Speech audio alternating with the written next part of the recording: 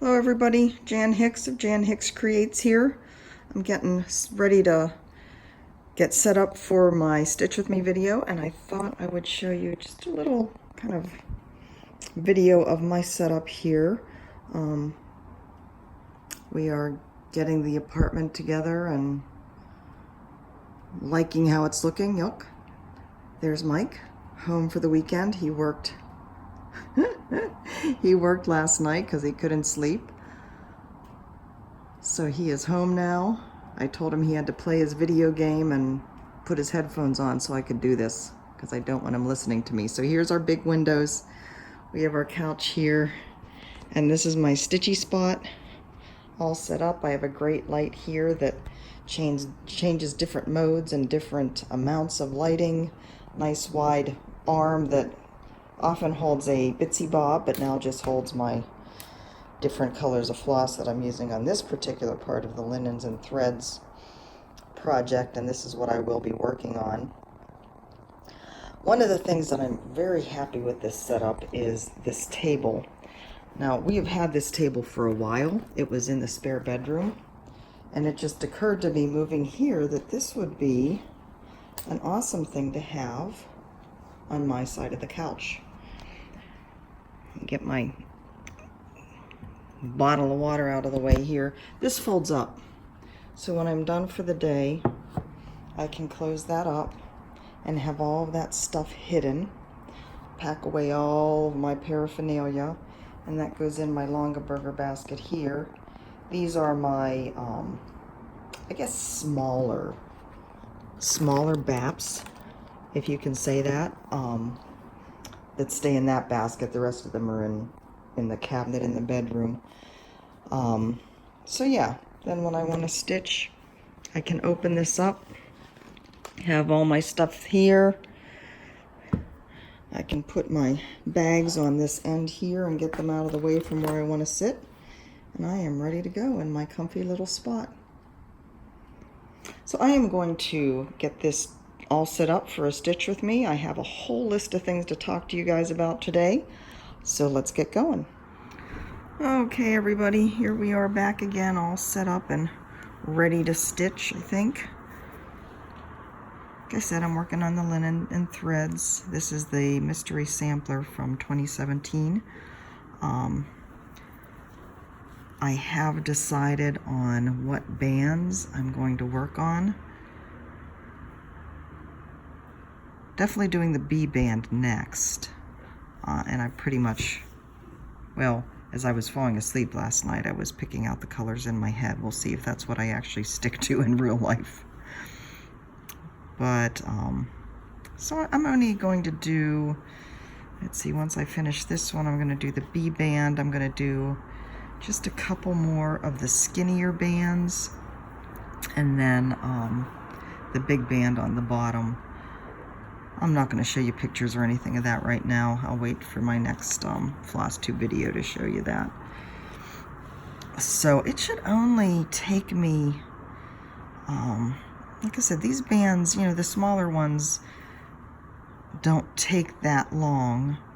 I expect if I'm going to stitch on this tonight as well, and I'll probably have most of this band done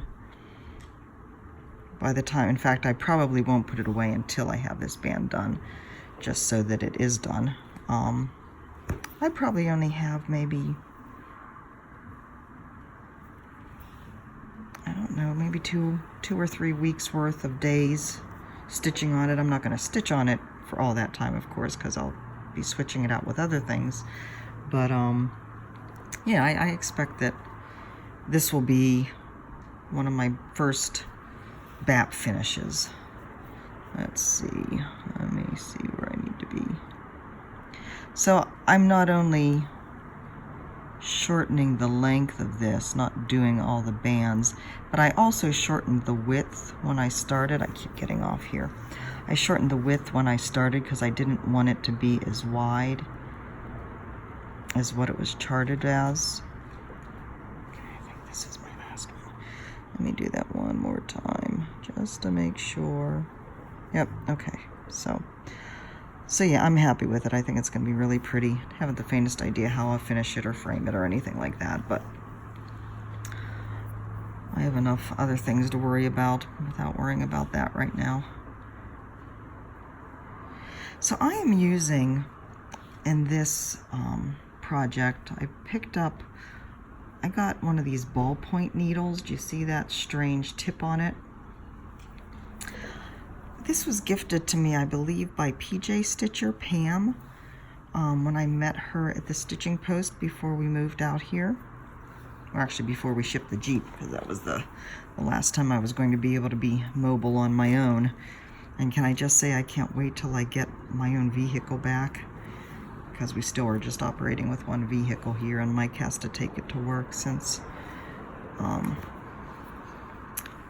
there's no way to commute to work with a shuttle like he did back in Maryland. But anyways, so I thought I'd give this, when I started this again, I pulled out this needle to give it a try. It is supposed to prevent, what's the word I'm looking for? Splitting stitches, splitting threads, both the linen fabric and the floss, and it does a good job with that.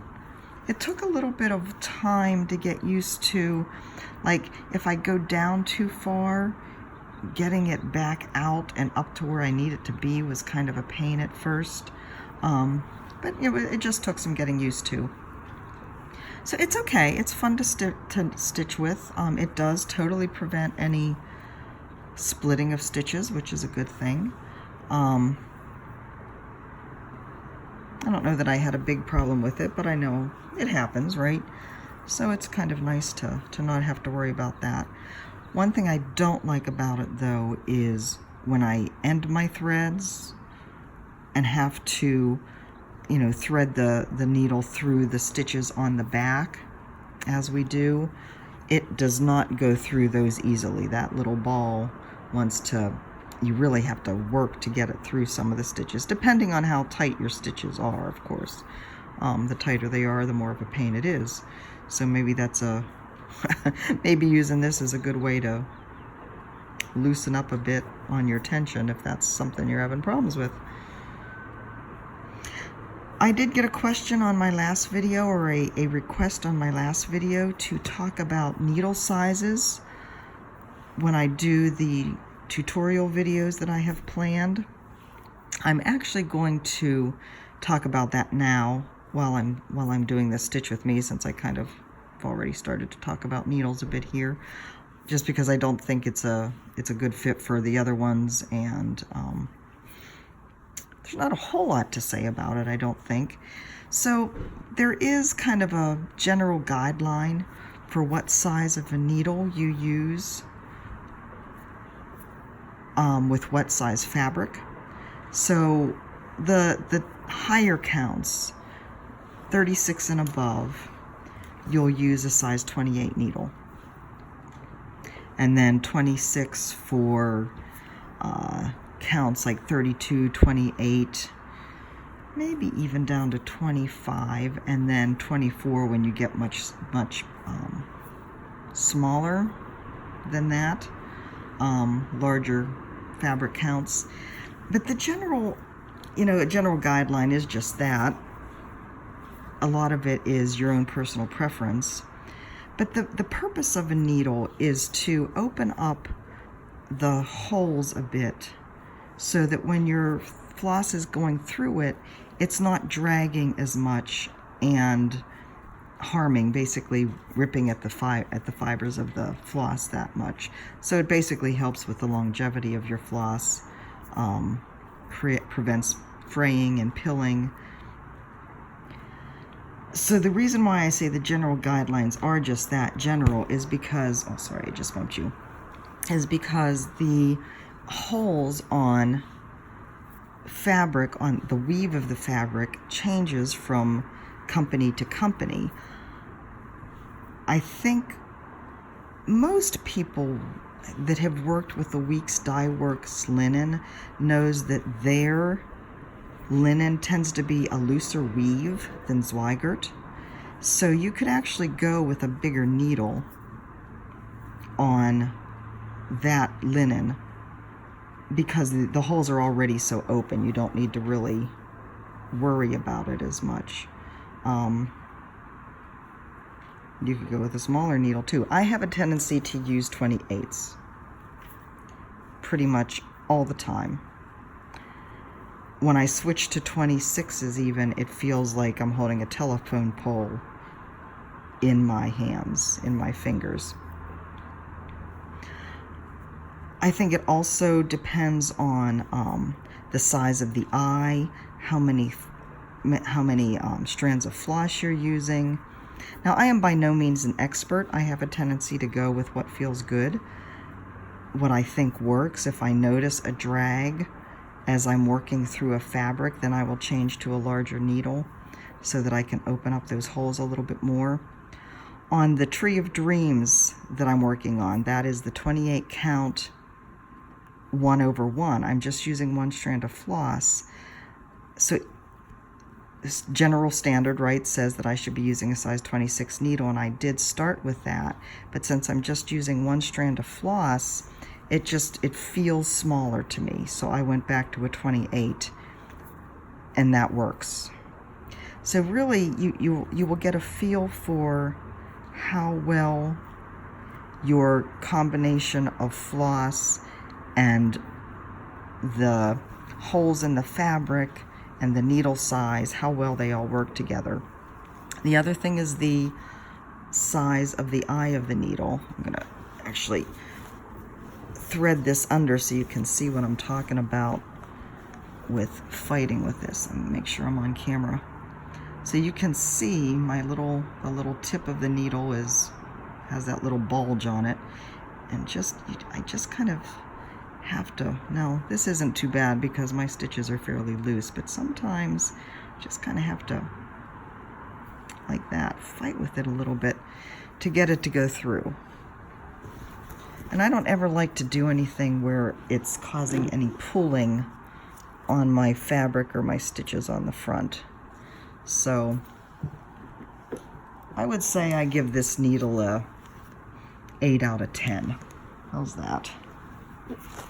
So anyways, let me turn around this needle and show you. This has a fairly small eye. If you're working with one strand of floss with one of the needles that has a bigger eye, then that can be a problem because the floss will have a tendency to slip out of. Where's my floss that I'm using here? I have such a mess over on this arm now. Because one strand of floss would have a tendency to slip out of a larger eye. So theoretically, the larger needles are going to have a larger eye, but I think these days there's so many different needles out there and so much play, and people try and make theirs unique that yeah, I think you just play with it and find what works for you and your style of stitching and what you're comfortable with. Sorry, cat hairs galore.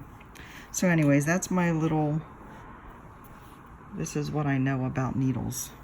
Whoops, I just pulled this down. I'm using the loop start on this, 2 strands of floss,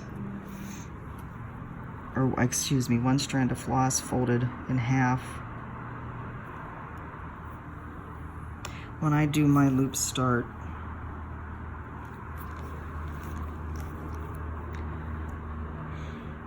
I go down first and have the loop at the top.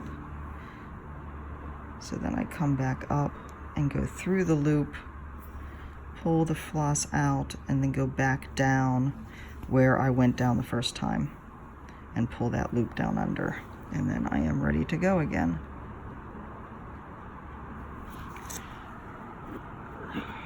Rearrange things here. Alright, so what else did I want to tell you about?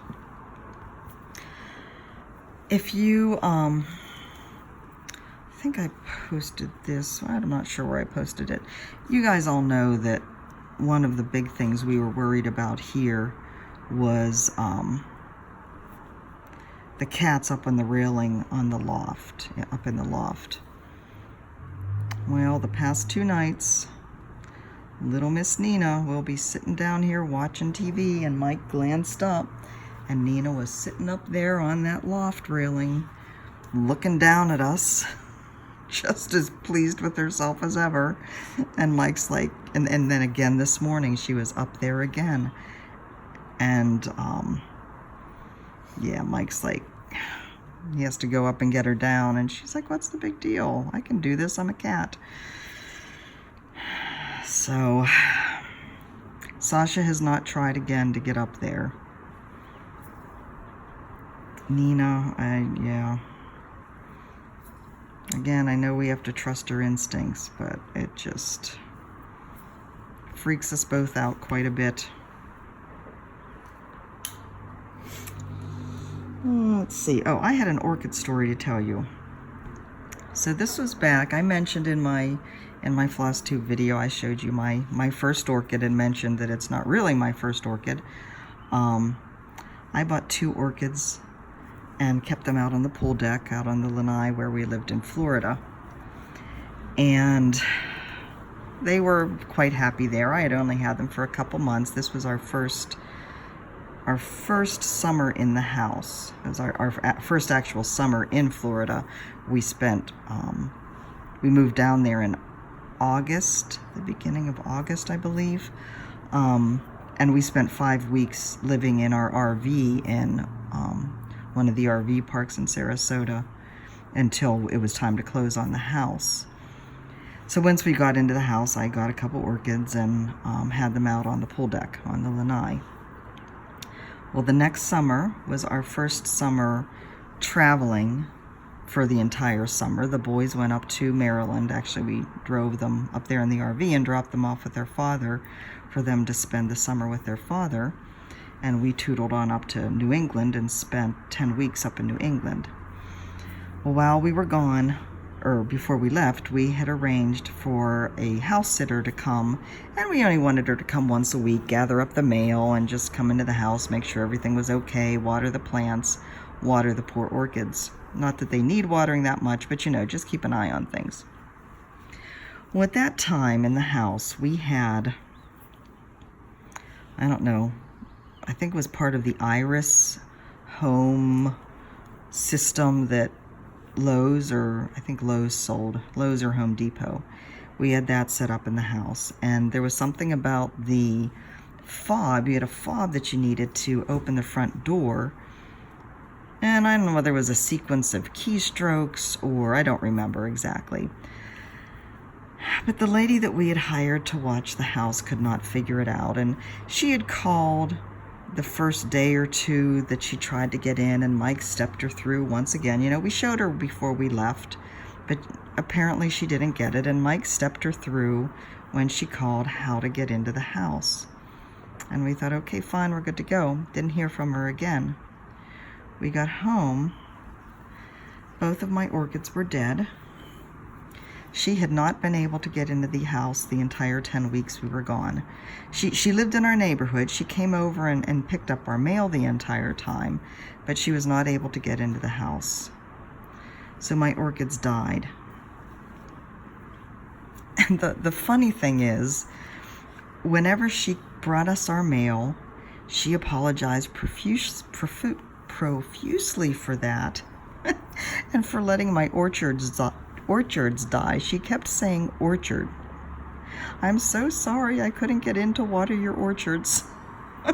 Just like, oh my God, lady, you are clueless. She bought me a replacement plant. It wasn't an orchard or an orchid. Mike's laughing. He's supposed to be playing his game and not listening to me. I don't know, it was a hibiscus or something. I don't even remember what she brought, but oh my God. Needless to say, we never used her again. Thank heavens we didn't leave the cats under her care. The cats go with us in the RV, of course. So that is my orchid orchard story. I hope to do better this time.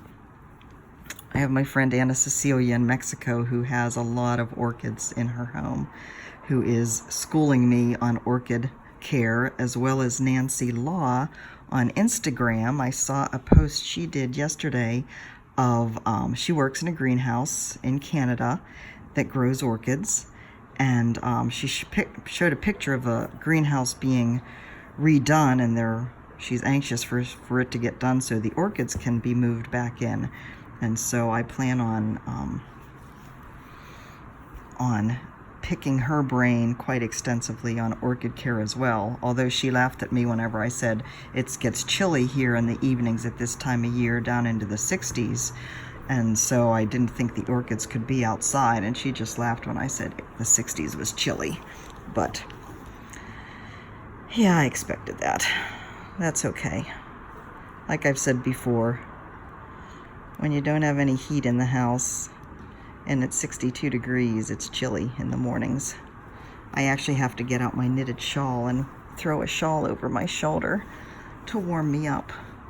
Don't you all feel sorry for me? I know you don't. I do feel sorry for those of you, though, who are suffering with the negative 35 degrees wind chill type of weather. And no, I don't miss it. And I also know that my friends in Australia are suffering through a heat wave that is tremendous too. And they keep yelling at me for sending sunshine their way. So, you know, we all are experiencing different things. So let's see what else is happening.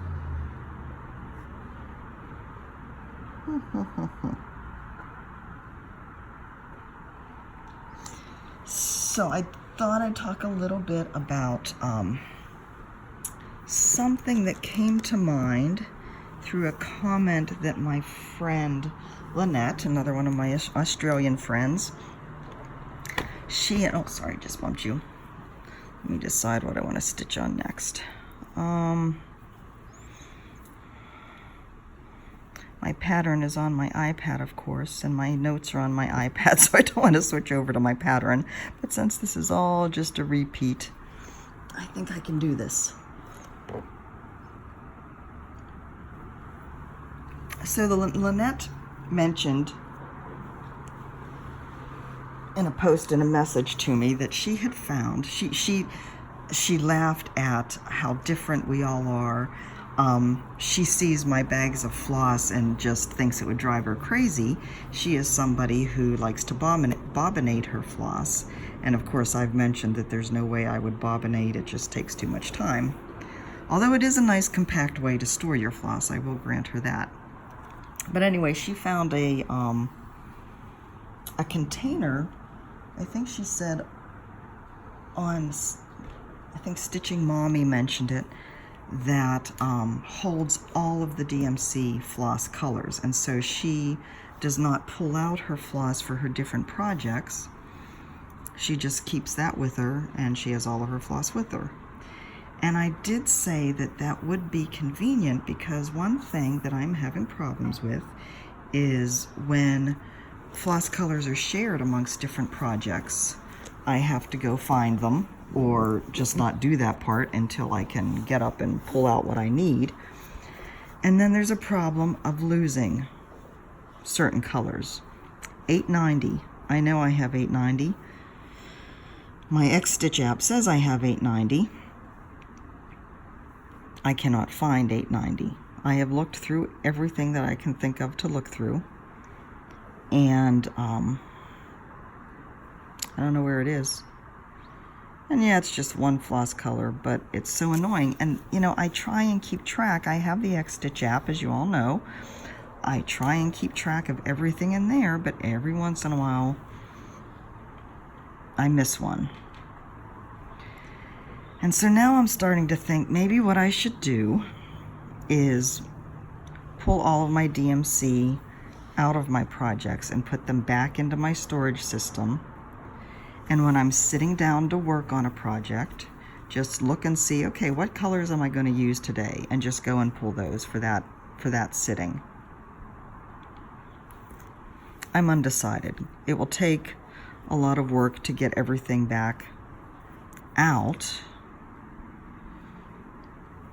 if I'm sitting here and working along and maybe get more done than I need to, I'll have to get up. And you know, it's not like I have to travel far to get to my floss, but I'll have to get up off my butt, and which can be rather lazy once I get in place stitching and go find the other colors, or if there's something that, you know, I end up going in a different direction. So, you know, I could see it could be a bit of a pain. But on the other hand, this is a pain too, because I can't find certain colors, or I have to get up and go to the project that a color is in if there's one I need that is in another project. So I don't know. I'm undecided. Let me know what you think. Let me know how you, if you're somebody that does multiple projects, how you keep all the floss organized, if you do it in a different way. If you bobbinate, don't tell me to bobbinate. I'm not going to do that. I'm just not. I do like my bags. I like having them organized like this. So that isn't the problem. The other thing I've started to think about is Stitch Mania. Granted, it is however many months away. But I started to think about what I want to do. I am not doing a new start. I've already said that. Well, I think I'm stitching off camera here. You can't even see what I'm doing. Of course, you guys are all stitching too, so you're not really paying attention to what's on camera. You're just listening to me, I know. Stitch Mania. Not going to do a new start every day. You know that. I'm going to concentrate on what I have here and get stuff done. But I may do a Stitch With Me video every day like I did last year. I really did enjoy that, and I think you guys did too. So that's a possibility. Let me know if you think I should, if you'd like to see that again.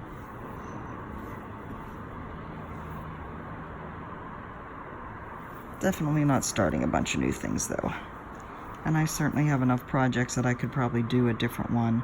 And that's what I would probably do is, you know, not just concentrate on my BAPs and one small one, but open it up to all the whips. Oh, and this is something else I wanted to ask you guys. So, whip parades seem to be the thing for January.